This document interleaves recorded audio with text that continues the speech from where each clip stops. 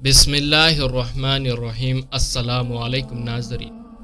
نبوت کے 7ویں سال محرم میں مشرقین مکہ نے جب دیکھا کہ ہمارے تمام کوششوں کے باوجود بھی اسلام کا دائرہ پھیلتا جا رہا ہے، عمر اور حمزہ جیسے بہادر اور عظیم لوگ بھی ایمان لا چکے ہیں، مسلمانوں کی تعداد میں اضافہ ہوتا جا رہا ہے، اس لیے انہوں نے اب یہ تدبیر سوچی کہ حضرت صلی اللہ علیہ وسلم کو اور آپ کے خاندان کو محرور کر کے تباہ کر دیا جائے۔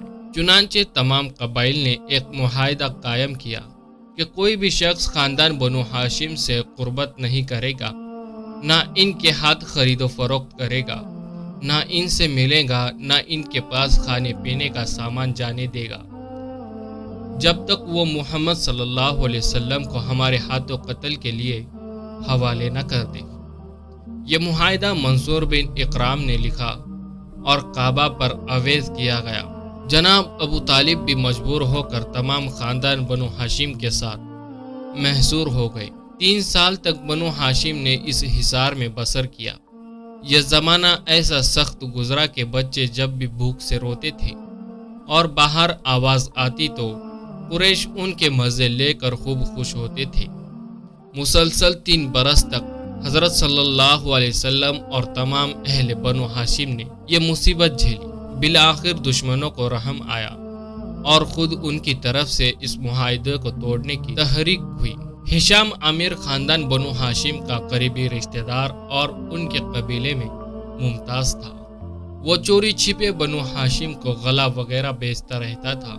ایک دن وہ زبیر کے پاس گیا جو عبد المطلب کے نواسے تھے اور کہا کہ کیوں زبیر، تم کو یہ پسند ہے کہ تم کھاؤ پیو اور لطف اندوز ہوتے جاؤ اور تمہارے ماموں کو ایک دانہ تک نصیب نہ ہو؟ زبیر نے کہا کہ کیا کروں، میں تنہا ہوں، ایک شخص بھی میرا ساتھ دے تو میں ظالمانہ معاہدہ پھاڑ پھینک دوں۔ ہاشم نے کہا میں موجود ہوں تمہارا ساتھ دینے کے لیے۔ دونوں مل کر مطعب بن عدی کے پاس گئے۔ ابو البختری ابن ہشام جمعہ بن اسود نے بھی ساتھ دیا۔ دوسرے دن سب مل کر حرم میں گئے۔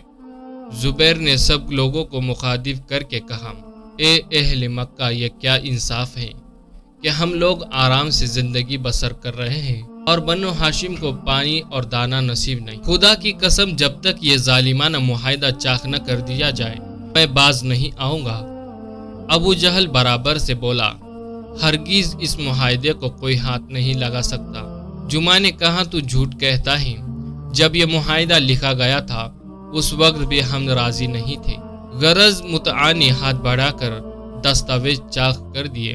مطعع بن عدی، عدی بن قیس، جمعہ بن اسود، ابو بختری اور زبیر سب نے ہتھیار باندھ کر بنو ہاشم کے پاس گئے اور ان کو درے سے نکال لائے۔ حضرت صلی اللہ علیہ وسلم بھی اس مصیبت سے نکلے اور چند روز قریش کے زبر و ظلم سے امان ملی تھی کہ ابو طالب اور حضرت خدیجہ رضی اللہ تعالیٰ عنہ کا انتقال ہو گیا۔ ابو طالب کی وفات کے وقت حضرت صلی اللہ علیہ وسلم ان کے پاس تشریف لے گئے۔ ابو جہل اور عبداللہ بن امیہ پہلے سے وہاں موجود تھے۔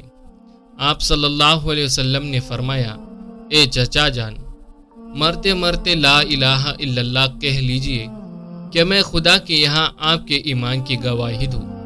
ابو جہل امیہ نے کہا، ابو طالب کیا تم عبد المطلب کے دین سے پھر جاؤ گے؟ بالآخر ابو طالب نے کہا، میں عبد المطلب کے دین پر مرتا ہوں۔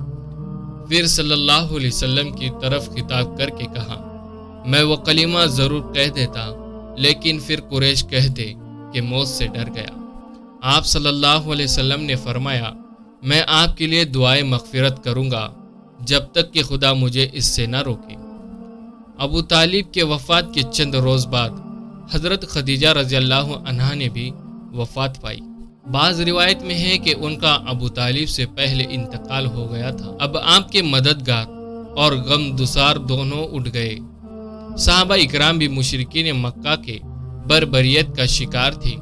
یہی وہ زمانہ تھا جو اسلام کا سخت ترین زمانہ تھا اور خود صلی اللہ علیہ وسلم نے اس سال کو عام الحزن یعنی غم کا سال فرمایا کرتے تھے۔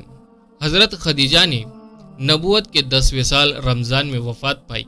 وفات کے وقت ان کی عمر 65 سال تھی اور حضرت صلی اللہ علیہ وسلم نے خود ان کو قبر میں اتارا اور مقام ہجوم میں دفن کیے گئے۔ ابو طالب اور خدیجہ رضی اللہ تعالیٰ عنہ کے اٹھ جانے کے بعد قریش کو کسی کا خوف نہ تھا۔ اب ان کے لیے حضور کو تکلیف دینے کا راستہ اور بھی آسان ہو گیا۔ اب وہ نہایت بے رحمی اور بے باکی سے حضور صلی اللہ علیہ وسلم کو ستاتے تھے، لیکن آپ صلی اللہ علیہ وسلم نے ان سب تکلیفات کے باوجود اپنا کام جاری رکھا اور ہم کو اللہ کا پیغام پہنچایا۔ ناظرین، امید کرتا ہوں کہ آج کی ویڈیو آپ کو پسند آئی ہوگی۔